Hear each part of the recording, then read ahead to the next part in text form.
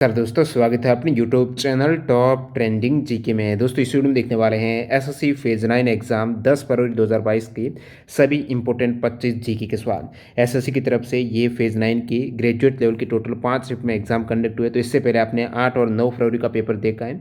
तो सभी question extra fact सहित रहते हैं जो आने वाले एसएससी सीजीएल हैं, सीएचएसएल हैं, और इसके अलावा यहाँ पर टीसीएस की तरफ से जो एनटीपीसी सीबी2 एग्जाम है इनके लिए एक तरीके से रामबाण क्वेश्चन हैं। एक्स्ट्रा फैक्ट काफ़ी इंपॉर्टेंट है, सवाल पर आधारित जो प्रीवियस ईयर पर भी आए हुए रहते हैं वो यहाँ पर आपको इंक्लूड मिलने वाले हैं। और जो भी कैंडिडेट न्यू है, अभी तक हमारे चैनल से नहीं जुड़े हैं, तो इस सीरीज़ से आप जुड़ने के लिए चैनल को सब्सक्राइब करके बेल आइकन ज़रूर हिट कर देना। तो 10 फरवरी की जो 25 जीके के सवाल पूछे गए हैं जो कि आंसर की आ चुकी हैं, आंसर के आने के बाद ये सारे सवाल हैं एक्स्ट्रा फैक्ट सहित अपन देखने वाले हैं। तो सवाल कंटिन्यू करें उससे पहले जो भी कैंडिडेट हैं अभी तक टेस्ट सीरीज से नहीं जुड़े हैं तो अभी आपके पास अवसर है। विजय नवमी के अवसर पर सबसे पहले तो आप सभी को इनकी हार्दिक शुभकामनाएं रामनवमी की। और इसमें आपको 12 की बजाय 18 मंथ टेक्स्ट बुक पास मिल रहा है। तो 6 मंथ की फ्री वैलिडिटी है, केवल आज ही के लिए है। जो भी कैंडिडेट टेस्ट सीरीज से नहीं जुड़े हैं, टीटीजी के कूपन कोड यूज़ करने पर मैक्सिमम डिस्काउंट मिलने वाला है। टेक्स्ट बुक पर टेस्ट सीरीज का क्या फ़ायदा है, एक तो यहाँ पर जैसे 12 के बजाय 18 मंथ, नहीं 18 मंथ आप अनलिमिटेड मॉक टेस्ट जितने चाहे एग्जाम के लगा सकते हो। चाहे आप एसएससी की तैयारी करते हो, रेलवे, बैंकिंग, डिफेंस, सारे एग्जाम्स स्टेट और सेंट्रल लेवल गवर्नमेंट एग्जाम है। 400 प्लस एग्जाम्स के यहाँ पर एग्जाम पैटर्न और डैशबोर्ड पर आधारित मॉक टेस्ट रहते हैं। तो इस अपॉर्चुनिटी को जरूर ग्रैब करना। जो यहाँ पर 12 की बजाय 18 मंथ का पास है, साथ ही साथ टीटीजी के कूपन कोड से मैक्सिमम डिस्काउंट मिल रहा है। ये टेक्स्ट बुक ऐप और वेबसाइट दोनों पर अवेलेबल है, जिसकी लिंक डिस्क्रिप्शन बॉक्स में है। तो चलिए यहाँ पर कंटिन्यू करते हैं। जो पहला सवाल, समानता, स्वतंत्रता, बंधुत्व शब्द जो भारत के संविधान की प्रस्तावना में मिलते हैं आपको, ये किस संविधान से लिए गए हैं? फ्रांस के संविधान से लिए गए हैं। इससे पहले एनटीपीसी में सेम सवाल आ चुका है। एनटीपीसी में ये भी एक सवाल आया था कि संविधान की प्रस्तावना में वर्णित स्वतंत्रता, समानता और बंधुत्व का विचार है किस क्रांति से लिया गया है? तो प्रस्तावना में जो स्वतंत्रता, समानता और बंधुत्व का विचार है, ये सेम सवाल कौन सा हो जाएगा? फ्रांस की संविधान या फिर फ्रांसीसी क्रांति से लिया गया है। और बाकी ये भी आ चुका है जो प्रस्तावना में सामाजिक, आर्थिक और राजनीतिक न्याय का आदर्श है वो कहाँ से लिया गया है, किस क्रांति से लिया गया है? तो रशियन रिवॉल्यूशन 1917 वाली जो रूसी क्रांति है वहाँ से जो प्रस्तावना में सामाजिक, आर्थिक और राजनीतिक न्याय, याद रखिएगा, रशिया से, और बंधुत्व वाला जो समानता स्वतंत्रता का है वो फ्रांस से लिया गया है। और बाकी यहाँ पर प्रस्तावना की बात करें तो अब तक केवल एक बार ही हमारे संविधान की जो प्रस्तावना है उसमें संशोधन हुआ है, जिसमें 3 शब्द ऐड हुए हैं, पंथ निरपेक्ष, समाजवाद और अखंडता है। ये 1976 में जो 42वां कॉन्स्टिट्यूशन अमेंडमेंट हुआ है, इंदिरा गांधी के शासन आपातकाल के वक्त है, ये संशोधन के तहत 3 शब्द को जोड़ा गया है। बंगाल गजट पहला क्या था? बंगाल गजट की बात करें तो भारत में प्रकाशित होने वाला अंग्रेजी भाषा का पहला समाचार पत्र। तो आप कहेंगे क्या कहेंगे? अंग्रेजी भाषा का प्रथम समाचार पत्र बंगाल गजट से सवाल आता है। इनके प्रकाशक कौन है? तो जेम्स ऑगस्टस हिक्की इसके प्रकाशक थे बंगाल गजट के। और ये जो साप्ताहिक पत्र है कोलकाता से 29 जनवरी 1780 में प्रारंभ हुआ था। कब? 29 जनवरी 1780 में बंगाल गजट अगस्त हिक्की के द्वारा प्रकाशित किया गया था समाचार पत्र, जो कि अंग्रेजी भाषा का पहला न्यूज़पेपर। जब न्यूज़पेपर की बात आई है, समाचार पत्र की बात आई है, तो प्रीवियस ईयर में पूछे गए समाचार पत्र के वेरी इंपॉर्टेंट सवाल देख लेते हैं। जैसे वर्नाकुलर प्रेस एक्ट से सवाल पूछा जाता है, किसके द्वारा इसको लागू किया गया है? तो वायसराय लिट्टन के द्वारा 1878 में ये एक्ट पास हुआ था। इस एक्ट के द्वारा भारतीय भाषाओं में प्रकाशित होने वाले सभी समाचार पत्रों पर क्या है? नियंत्रण लगा दिया गया था। अंग्रेजी में प्रकाशित होने वाले समाचार पत्रों पर यह एक्ट लागू नहीं हुआ था। बात करें एक और इम्पोर्टेंट सवाल यहाँ पर, भारत में वंदे मातरम पत्रिका का संपादन किसने किया है? तो कलकत्ता में ये वंदे मातरम पत्रिका है, एक अंग्रेजी भाषा का साप्ताहिक समाचार पत्र था जो 1905 में विपिन चंद्र पाल के द्वारा स्थापित और अरविंदो घोष के द्वारा संपादित। तो किनके द्वारा? अरविंद घोष के द्वारा वंदे मातरम पत्रिका का संपादन किया गया था। यहाँ पर एक और सवाल, वेरी इंपॉर्टेंट सवाल है जो प्रीवियस एग्जाम पूछा हुआ है। अल हिलाल जो पत्रिका है इसके संपादक कौन है? तो भारतीय मुस्लिम स्वतंत्रता कार्यकर्ता मौलाना अबुल कलाम आज़ाद के द्वारा ये जो साप्ताहिक उर्दू भाषा का समाचार पत्र 1912 में प्रकाशित हुआ है, अल हिलाल इसका नाम है।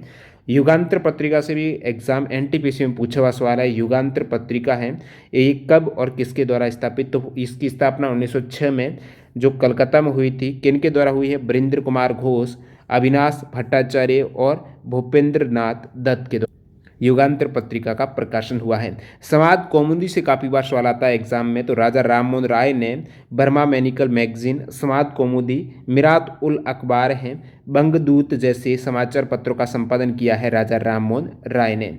एक सवाल एनटीपीसी में पूछा गया था, स्थानीय भाषा में पहला समाचार पत्र कौन सा था? समाचार दर्पण था प्रथम वर्नाकुलर न्यूज़पेपर। हिंदी का प्रथम समाचार पत्र माना जाता है उद्दंत मार्तंड को माना जाता है, जो कि 30 मई 1826 को कलकत्ता से ये समाचार पत्र हैं पंडित जुगल किशोर शुक्ला के द्वारा प्रकाशित किया गया था। और भारत का सबसे पुराना लगातार अभी भी प्रकाशित होने वाला समाचार पत्र है बॉम्बे समाचार, सबसे पुराना और अभी भी प्रकाशित हो रहा है। इससे वर्तमान में मुंबई समाचार के नाम से जाना जाता है। सबसे पहले 1822 में फरदूनजी मर्जबान के द्वारा प्रकाशित है। फरदूनजी के द्वारा 1822 में बॉम्बे समाचार की स्थापना। मराठा और केसरी समाचार पत्र के प्रकाशक हैं बाल गंगाधर तिलक के द्वारा। तो ये सभी न्यूज़पेपर से संबंधित इंपॉर्टेंट फैक्ट हो गई। गीता गोपीनाथ के संगठन में मुख्य अर्थशास्त्री बनने वाली पहली भारतीय अमेरिका महिला थी। प्रथम भारतीय अमेरिकी महिला गीता गोपीनाथ हैं। ये कहाँ पर चीफ इकोनॉमिस्ट रही हैं? तो अंतर्राष्ट्रीय मुद्रा कोष की वर्तमान में क्या है? चीफ इकोनॉमिस्ट तो रही थी 2019-20 में। अभी वर्तमान में ये हैं managing director, deputy managing director हैं इंटरनेशनल मॉनेटरी फंड की गीता गोपीनाथ है। वर्तमान में आईएमएफ की मैनेजिंग डायरेक्टर कौन है? क्रिस्टलिना जॉर्जिवा है, जो कि बुल्गारिया से हैं। अंतर्राष्ट्रीय मुद्रा कोष की जो प्रथम भारतीय जो अमेरिकी रही है महिला मुख्य अर्थशास्त्री वो हैं गीता गोपीनाथ। तो आपको पूछा कौन से संगठन की, तो वो हैं आईएमएफ की। वर्तमान में आईएमएफ की मैनेजिंग डायरेक्टर हो गए। साथ ही साथ आईएमएफ की स्थापना वैसे 1944 में जो वर्ल्ड बैंक ग्रुप के अंतर्गत आता है, और 27 दिसंबर 1945 को इसका कार्य स्टार्ट हुआ है। हेडक्वार्टर वाशिंगटन डीसी में है। विश्व बैंक की बात करें तो विश्व बैंक के जो वर्तमान में या फिर 13वें अध्यक्ष है वो डेविड मालपास है। वर्ल्ड बैंक के एमडी और सीएफओ है वो अंशुला कांत है। नेक्स्ट वाला देखते हैं यहाँ पर, मुझे गैर निगमित गैर कृषि लघु सूक्ष्म उद्यमों को रुपये 10 लाख तक का ऋण प्रदान करने के लिए 2015 में प्रारंभ किया गया था। तो ये योजना के बारे में बात हो रही थी। उस योजना में एक और प्रोडक्ट है वो तरुण नाम से भी था। तो योजना का नाम आपको बताना है। तो तरुण लोन आपको दिमाग में आ रहा होगा, जो कि मुद्रा योजना है, प्रधानमंत्री पीएम मुद्रा योजना है। पीएम मुद्रा योजना, मुद्रा का फुल फॉर्म है micro units development refinance agency है। शुरुआत 8 अप्रैल 2015 को हुई है। उद्देश्य था स्वरोजगार के लिए आसानी से लोन उपलब्ध कराना, स्पेशल छोटे उद्यमों के लिए रोजगार का सृजन वगैरह। 3 प्रकार की मुद्रा योजना में लोन है, शिशु किशोर और तरुण लोन है। तरुण लोन में मैक्सिमम 10 लाख रुपए तक का लोन दिया जा सकता है। इसमें जो न्यूनतम ब्याज दर रहती है वो 12% की है। शिशु लोन में जो 50,000 रुपये तक का कर्ज दिया जाता है, और किशोर लोन में 50,000 से 5 लाख रुपए तक का लोन रहता है। नेक्स्ट सवाल, 1924 में महात्मा गांधी जी ने कहाँ पर राष्ट्रीय कांग्रेस अधिवेशन की अध्यक्षता की थी? तो 1924 में कांग्रेस अधिवेशन हुआ था बेलगाम। ठीक है, बेलगाम कहाँ पर? कर्नाटक में। तो यहीं पर महात्मा गांधी जी ने 1924 के एकमात्र कांग्रेस अधिवेशन की अध्यक्षता जो गांधी जी के द्वारा की गई थी वो था बेलगाम कांग्रेस अधिवेशन है। बाकी अन्य प्रमुख कांग्रेस अधिवेशन में, जैसे कि इससे पहले 9 फरवरी 2022 को फेज 9 में सवाल आया था, 1920 का कांग्रेस अधिवेशन कहाँ पर हुआ था? कलकत्ता में। प्रथम कांग्रेस अधिवेशन है व्योमेश चंद्र बनर्जी अध्यक्षता की थी, बंबई में हुआ था 1885 में। सेकंड 1886 में दादा भाई नौरोजी ने की थी कलकत्ता में। सुभाष चंद्र बोस की बात करें तो 1938 हरिपुरा और 1939 त्रिपुरी अधिवेशन की अध्यक्षता की है इन्होंने। जवाहरलाल नेहरू जी ने 1929 लाहौर और 1937 फैजपुर अधिवेशन की अध्यक्षता की है। एनी बेसेंट ने 1917 कलकत्ता अधिवेशन की। दादा भाई नौरोजी ने 1886 1906 जो कलकत्ता दोनों ही अधिवेशन हुए हैं। साथ ही साथ 1893 के लाहौर अधिवेशन की अध्यक्षता की है। संचारी रोग हैं जो कि 5FS के नाम से जाने जाते हैं। निम्नलिखित में से कौन सा इनमें से FS में 5F कौन से नहीं है, ये पूछा। तो 5F कौन से है वो आपको पता होना चाहिए। इनमें से वैसे फंगी नहीं होता है। 5F में एक F फंगी नहीं है जो भी संचारी रोग हैं। 5F में है कौन से? तो यहाँ पर आप देखेंगे तो ये हैं फूड सेफ्टी गाइडेंस के द्वारा। ये अभी ट्वीट भी हुआ था। फूड, एक F का मतलब है फूड, एक का मतलब है फिंगर्स, फिर है फेशियस है, फॉमिट्स है जो संक्रमणी पदार्थ हैं, और फ्लाइज हैं। तो ये 5F हैं जो कि रोगों के संचार में करते हैं। जैसे कि भोजन में यदि संक्रमित भोजन आप लेंगे उस केस में आपको ये संचारी रोग हो सकता है। फिंगर्स हैं, यदि आपके बिना धुले हुए हाथ हैं, डर्टी फिंगर नेल्स हैं, उस केस में ये रोग फैलेंगे। और इसके अलावा मल वाले, ये जो है ना फेशियस, इसका मतलब मल वाला जो भी सीवेज कॉन्टिमिनेटेड फूड्स होता है, और अनक्लीन यूटेंसिल है, जितने भी बिना धुले हुए बर्तन वगैरह से फॉमिट्स हो जाएगा। और फ्लाइज हैं जो भी मक्खियाँ वगैरह हैं, रोगवाहक का काम करती हैं। तो ये 5F का मतलब आपको पता होना चाहिए। विरूपाक्ष मंदिर कहाँ पर है? विरूपाक्ष मंदिर है दोस्तों हम्पी कर्नाटक में। लॉर्ड विरूपाक्ष जो शिव जी को समर्पित मंदिर है, लखन दांडेसा के द्वारा निर्मित हैं। ये कौन सा मंदिर? विरूपाक्ष हम्पी कर्नाटक में है। राष्ट्रीय बागवानी बोर्ड के द्वारा जारी 2017-18 के आंकड़ों के अनुसार निम्नलिखित में से कौन सा राज्य भारत में अरहर की दाल, जो तूर है, अरहर की दाल का सबसे बड़ा उत्पादक है? अरहर का सर्वाधिक उत्पादन महाराष्ट्र से होता है। वैसे दाल है, दाल का उत्पादन सबसे अधिक भारत में मध्य प्रदेश राज्य का रहता है। मध्य प्रदेश देश के कुल दाल उत्पादन में 24% का योगदान देता है। दालों के उत्पादन और उपभोग में भारत है वो पहले स्थान पर है। विश्व में 25%, पूरे ग्लोबल का 25% उत्पादन और उपभोग भी इंडिया में होता है। अरहर की दाल महाराष्ट्र। निम्नलिखित में से कौन सी नदी अपना जल अरब सागर में छोड़ती है? अरब सागर में जो जल छोड़ने वाली नदी इनमें से ताप्ती हो जाएगी। जो प्रमुख नदियां अपना जल अरब सागर में ले जाती हैं, लूनी, साबरमती, माही, नर्मदा, गंगावेली, पेरियार, भरतपूजा, ताप्ती, मांडवी, जुआरी, श्रावती और जाखम नदी हैं। ये आप मैप के जरिए देख सकते हो। जो ताप्ती नदी है ये अपना जल अरब सागर में, नर्मदा भी अरब सागर में, गोदावरी, कृष्णा, कावेरी, महानदी बंगाल की खाड़ी में गिराती हैं। नेक्स्ट वन यहाँ पर भारत के सर्वोच्च न्यायालय को शासित करने वाली कानून और कानून के द्वारा स्थापित प्रक्रियाओं की अवधारणा को किस देश के संविधान से लिया गया है? तो ये बात हो रही है विधि के द्वारा स्थापित प्रक्रिया है, जापान से ली गई है। अन्य जो विदेशी स्रोत है संविधान के, जैसे कि डीपीएसपी नीति निर्देशक सिद्धांत है आयरलैंड के संविधान से, मौलिक अधिकार है यूएसए संयुक्त राज्य अमेरिका से, ठीक है, ऑस्ट्रेलिया के संविधान से लिए गए हैं। प्रस्तावना की भाषा समवर्ती सूची का प्रावधान है ऑस्ट्रेलिया से। आपातकाल वाला है जर्मनी से। और आपातकाल के परिवर्तन के दौरान राष्ट्रपति को मौलिक अधिकार संबंधी शक्ति है, ये कहाँ से? जर्मनी से। संविधान संशोधन की प्रक्रिया है दक्षिण अफ्रीका से। मौलिक कर्तव्य रशिया से। और संस्थात्मक शासन प्रणाली एकल नागरिकता है ब्रिटेन से ली गई है। 383 ईसा पूर्व में द्वितीय बौद्ध परिषद का आयोजन कहाँ हुआ था? 383 ईसा पूर्व में द्वितीय बौद्ध परिषद का आयोजन हुआ था वैशाली में। 4 बौद्ध परिषद हुई है। प्रथम बौद्ध संगति है जो राजगृह सप्तपर्णी गुफा में 483 ईसा पूर्व में हुई थी। 383 में वैशाली में हुई थी। द्वितीय, प्रथम क्योंकि उल्टा चलते हैं वर्ष, इसलिए आपको कंफ्यूज मत होना, ईसा पूर्व उल्टा है। 483 पहले, उसके बाद 383 आया तो द्वितीय बौद्ध संगति है। फिर यहाँ पर थर्ड बौद्ध संगति है पाटलिपुत्र में 251 ईसा पूर्व में। और चौथी बौद्ध संगति है वो हुई है दोस्तों कनिष्क के काल में हुई है। तो ये सभी बौद्ध संगतियाँ किनके काल में हुई हैं ये भी याद रखना है, कब हुई है, कहाँ पर हुई है। जो प्रथम हुई वो राजगृह में हुई है। शासनकाल अजातशत्रु हरेक वंश के काल में हुई है। द्वितीय बौद्ध संगति वैशाली में हुई है। अध्यक्ष थे उस समय वो साब कमीर थे, कालाशोक के शासनकाल में हुई है। और थर्ड जो बौद्ध संगति है पाटलिपुत्र में हुई है 251 ईसा पूर्व में। अध्यक्ष है मोगली पुत्र अशोक के काल में, मौर्य वंश के जो शासक अशोक के काल में।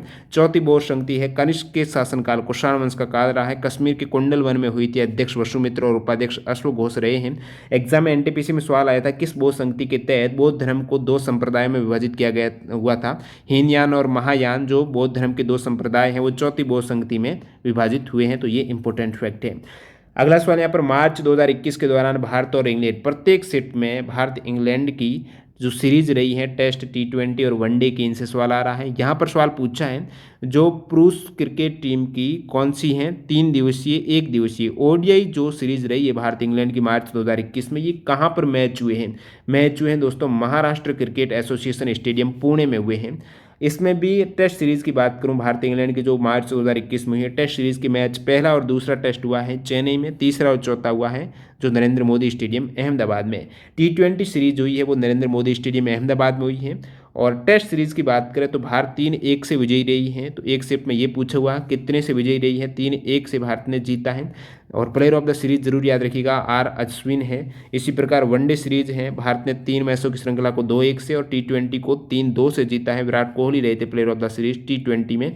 और ये सीरीज हो गई मार्च की भारत इंग्लैंड की। इसके अलावा जैसे कि भारत में और हुई है West Indies cricket team Bharat आई थी 2021-22 में, फरवरी 2022 में। इसमें इन्होंने T20 और वनडे सीरीज़ की है। तो वनडे सीरीज़ हुई है दोस्तों ये नरेंद्र मोदी स्टेडियम अहमदाबाद में। जैसे कि इससे पहले वाला पूछा तो लेटेस्ट करंट अफेयर्स का भी आपको पता होना चाहिए जितने भी क्रिकेट सीरीज़ कहाँ पर हुई, स्पेशल जो इंडिया में हुई है वो कौन से स्टेडियम में हुई है। तो वनडे इंटरनेशनल सीरीज है वो भारत ने 3 मैचों की श्रृंखला को क्लीन स्वीप करते हुए जीता है। प्रसिद्ध कृष्णा यहाँ पर प्लेयर ऑफ द सीरीज रहे थे। T20 इंटरनेशनल जो सीरीज है वो हुई है दोस्तों ईडन गार्डन स्टेडियम कोलकाता में। और ये भी श्रृंखला भारत ने 3-0 से जीती है। सूर्य कुमार यादव इसमें रहे थे प्लेयर ऑफ द सीरीज। अन्य जितनी भी इंपॉर्टेंट सीरीज है वो पार्ट फर्स्ट में मैंने कंप्लीट की है तो वो जरूर चेक करना। अगला सवाल यहाँ पर स्पॉन्ज जिला जल के स्पंज का एक उदाहरण है। स्पॉन्ज जिला है ये फ्रेश वाटर एकदम अलवण वाला जल है उसके स्पंज का उदाहरण है। स्पॉन्ज जो जिला है ये कौन से संघ का है? पोरीफेरा संघ का है।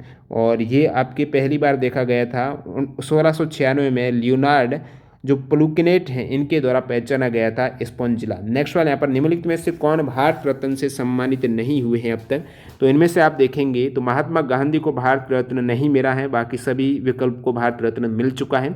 2019 में जो लास्ट वाला भारत रत्न है भूपेन हजारिका, प्रणब मुखर्जी और नानाजी देशमुख को दिया गया था। फर्स्ट जो अवार्ड भारत रत्न जो सर्वोच्च नागरिक सम्मान है 1954 में इसकी शुरुआत हुई है और पहला अवार्ड 3 जनों को सी राजगोपालचारी, सर्वपल्ली राधाकृष्ण और सी वी रमन को दिया गया है। आपको एग्जाम में पूछा जाता है प्रथम विदेशी जिन्हें भारत रत्न मिला है खान अब्दुल गफ्फार खान को दिया गया है। सचिन तेंदुलकर को कब मिला है 2014 में। अभी आपके लिए इंपॉर्टेंट है लता मंगेशकर को भारत रत्न कब मिला है, तो ये है 2001 में लता मंगेशकर और बिस्मिल्लाह खान को भारत रत्न दिया गया था। 2014 में सचिन तेंदुलकर और सीएनआर राव को मिला है। 2009 में ये भीमसेन जोशी को दिया गया है और 2015 में 2019 से पहले 2015 में जो दिया गया था वो मदन मोहन मालवीय और अटल बिहारी वाजपेयी को। 1997 में एपीजे अब्दुल कलाम को मिल चुका है। अब तक टोटल 48 जनों को यह अवार्ड मिल चुका है। नेक्स्ट सवाल निम्नलिखित में से जो आरोही काल क्रम के अकॉर्डिंग आपको व्यवस्थित करना है, सबसे पहले किसका निर्माण हुआ है इस प्रकार आरोही काल क्रम के अकॉर्डिंग, तो यहाँ पर आप देखेंगे बृहदीश्वर मंदिर जो चोल मंदिर है तंजावुर में स्थित है, बृहदीश्वर मंदिर है, ये सबसे पहले इन ऑप्शन में से निर्मित हुआ है जो कि राजा राज चोल प्रथम के द्वारा 1003 से 1010 एडी के मध्य है। और नेक्स्ट यहाँ पर आ जाएगा आपके बी जो कि कोणार्क का सूर्य मंदिर है, बृहदीश्वर मंदिर है डी के बाद कोणार्क का सूर्य मंदिर निर्मित हुआ है, फिर स्वर्ण मंदिर हुआ है, फिर ए हुआ, तो डी बी सी ए इसका सही कालक्रम हो जाएगा। अब कोणार्क का सूर्य मंदिर पूरी उड़ीसा में है। 1250 ईस्वी में कलिंगा आर्किटेक्चरल स्टाइल में इस मंदिर का जो निर्माण है वो गंगा राजवंश के राजा नरसिंह देव प्रथम ने करवाया था और ये 1984 में यूनेस्को की वर्ल्ड हेरिटेज साइट में भी मान्यता प्राप्त है। स्वर्ण मंदिर है जिसे गोल्डन टेम्पल या फिर हरमिंदर साहिब कहा जाता है, अमृतसर में स्थित है, 1585 से 1604 में निर्मित है। सिखों के चौथे गुरु रामदास जी ने इसकी नींव रखी थी। डिजाइन किया गया है गुरु अर्जुन देव जो कि पंचम गुरु है सिखों की। नेक्स्ट यहाँ पर एक ताजमहल था, ताजमहल का निर्माण 1632 से 1653 में हुआ है। इसके अतिरिक्त जैसे रेड फोर्ट की बात करें लाल किला 1639 से 1668 के मध्य निर्मित है। इंडिया गेट है 1921 से 1931 के मध्य। गेटवे ऑफ इंडिया जो मुंबई में है ये है 31 मार्च 1913 से 1924 के मध्य निर्मित है, तो इनका जरूर याद रखना जो भी स्पेशल मोनूमेंट वगैरह है। कुतुब मीनार है, निर्माण 1199 में कुतुबुद्दीन ऐबक के द्वारा हुआ है। फिनिश इसको किया था 1220 में उनके सन इन लॉ इल्तुतमिश ने।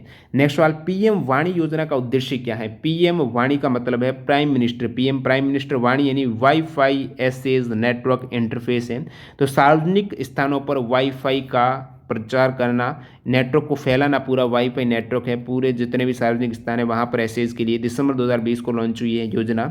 निम्नलिखित में से कौन सा पाकिस्तान का एक समुद्री बंदरगाह है, तो इनमें से आप देखेंगे पाकिस्तान का समुद्री बंदरगाह है ग्वादर पोर्ट है। ग्वादर पोर्ट से एग्जाम में बहुत बार पूछा है कि ग्वादर पोर्ट कहाँ पर, ये सवाल आता है, तो ये बलूचिस्तान पाकिस्तान में है। और ये जो ग्वादर पोर्ट को परिचालन कौन कर रहा है, China overseas port holding company के द्वारा।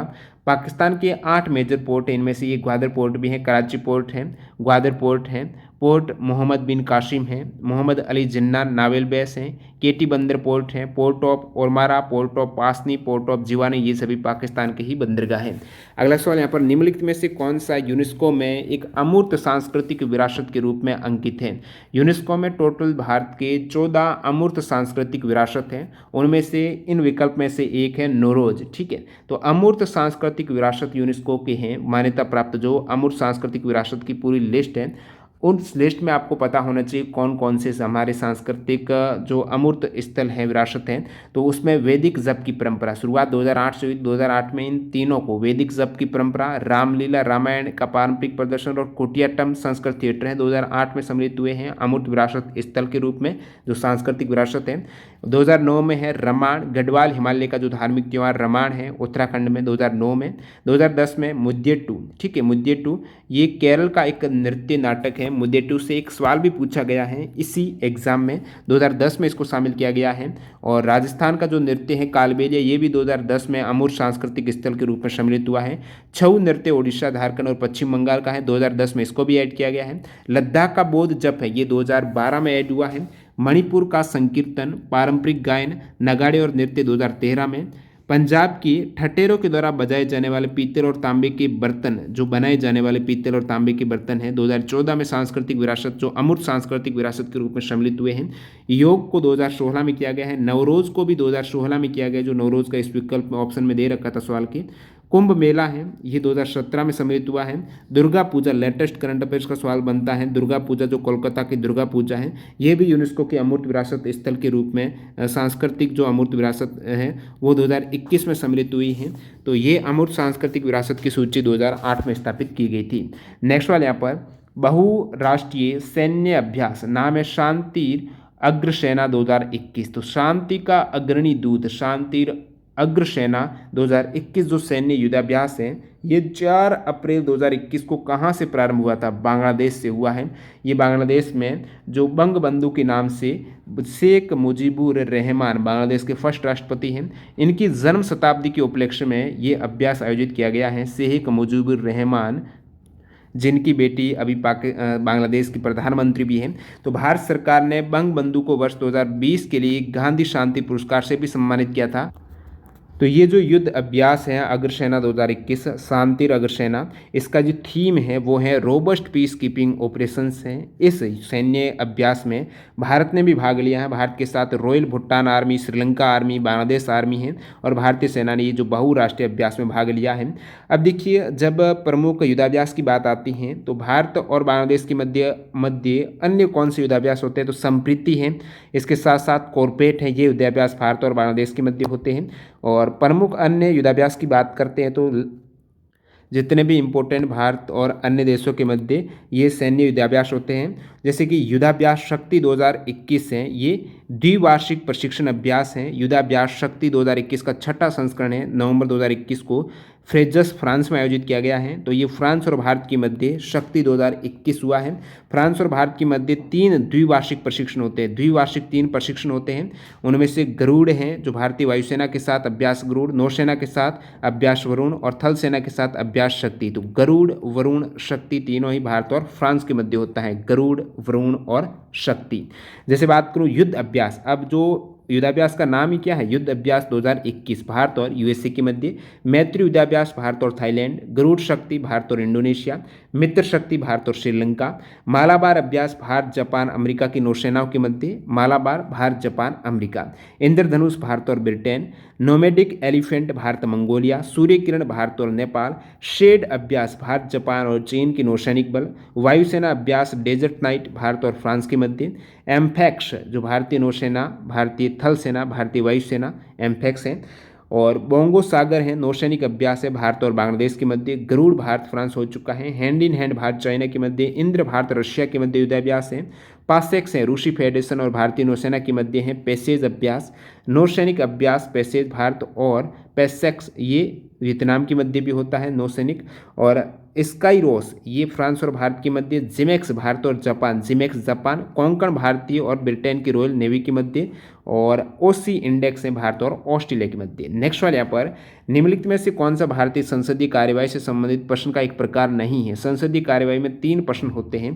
तारांकित प्रश्न जिसका जवाब है वो मौखिक रूप से जो भी मंत्री हैं वो देता है, संसद जो सवाल पूछेंगे 15 दिन पहले। और तारांकित प्रश्न हैं वो कम होते हैं, अतारांकित ज़्यादा होते हैं क्योंकि लिखित रूप से इसका जवाब दिया जाता है। अल्प सूचना का प्रश्न है, बहुत कम बार ये अल्प सूचना का प्रश्न रहता है, ये भी मौखिक ही रहता है। तो ये 3 प्रश्न तो है, इसमें से कौन सा नहीं है वो पूछा तो वार्षिक प्रश्न नहीं होता है संसदीय कार्यवाही में। कौन सा उपन्यास किसके द्वारा लिखित में ये पूछा है कि द इनसाइडर है नोवेल, ये लेखक कौन है इनके? पीवी नरसिम्हा राव के द्वारा लिखित है द इनसाइडर जो नोवेल है। निम्नलिखित में से कौन सा एक प्राकृतिक कीटनाशक का उदाहरण है? प्राकृतिक कीटनाशक का पूछा है तो रोटेनॉन एक प्राकृतिक कीटनाशक है। तो जैविक कीटनाशक बोल सकते हो, प्राकृतिक कीटनाशक है। और ये जो जटिल कीटोन एक तरीके से लोंकोकार्पस प्रजाति हैं, इसकी जड़ों से इसको प्राप्त किया जाता है। और अन्य जैसे डीडीटी दे रखा है, डीडीटी की फुल फॉर्म एग्जाम आती है die chloro diphenyl trichloro ethane है डीडीटी, जो कि पहला आधुनिक कीटनाशक था और मलेरिया के विरुद्ध इसका प्रयोग किया गया था। एक एग्जाम में एनटीपीसी में सवाल आया था 2,4-D क्या है? तो 2,4-D एक शाकनाशी है, हर्बिसाइड है। 2,4-D यानी 2,4 डाईक्लोरो फिनॉक्सी एसिटिक एसिड है। हर्बिसाइड का मतलब गलत स्थान पर उगे आए अनचय पौधों का नाशक जो रसायन है वो ही शाकनाशी है। अगला सवाल यहाँ पर 2011 की सेंसस के अकॉर्डिंग भारत में गाँवों की संख्या निम्न के बीच जो 10,000 के गुणांकों में है, यानी 64 गुणा 10,000 यानी 4,40,000 से 4,50,000 के मध्य आती है। 2011 की सेंसस के अकॉर्डिंग भारत की जो गाँवों की संख्या है, टोटल कितने गाँव है भारत में, वो है 6,40,930 के आसपास है। तो ये इनके मध्य हैं 40 और 50, 6,40,000 और 6,50,000 के मध्य। निम्नलिखित में से किसकी विमा दाब के समान है? दाब यानी बल बटा क्षेत्रफल। दाब का मतलब क्या है? बल बटा क्षेत्रफल है। अब दाब की विमा के इक्वल है यहाँ पर किसकी? प्रतिबल, जो स्ट्रेस है, प्रतिबल है, इसकी विमा है, जो दाब की विमा है M1L-1T-2 है। और विकृति की कोई विमा होती ही नहीं है। नेक्स्ट सवाल यहाँ पर जो अंतिम सवाल है, मुद्देटू केरल का एक अनुष्ठान नृत्य नाटक है जो कि अमूर्त सांस्कृतिक विरासत भी है। मुद्देटू मैंने ऊपर ही आपको बताया।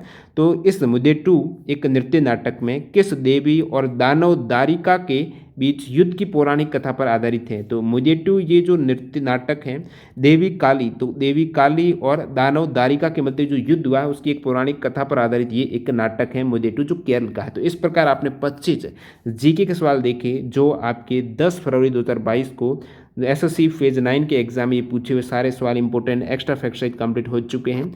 और जुड़े रहिए चैनल के साथ, जल्दी आपको नेक्स्ट और 2 पेपर हैं जो कि ग्रेजुएट लेवल के हुए हैं, वो भी इस प्रकार एक्स्ट्रा फैक्ट सहित आपके कंप्लीट होने वाले हैं। और इससे पीडीएफ फाइल आपको टेलीग्राम चैनल पर जल्दी अवेलेबल हो जाएगी। टेलीग्राम चैनल जिसकी लिंक डिस्क्रिप्शन बॉक्स में है, क्लिक करके आप ज्वाइन हो सकते हो। बाकी जो भी कैंडिडेट अभी तक टेस्ट सीरीज अटेम्प्ट नहीं कर रहे हैं, अभी भी टेक्स्ट बुक से आप ऑफर का लाभ उठाते हुए 12 के बजाय 18 मंथ की वैलिडिटी जो नवमी विजय नवमी के अवसर पर आपको मिल रही है, और टीटीजे के कूपन कोड से मैक्सिमम डिस्काउंट भी मिल जाएगा। मिलते हैं नए वीडियो के साथ। वंदे मातरम। जय हिंद दोस्तों।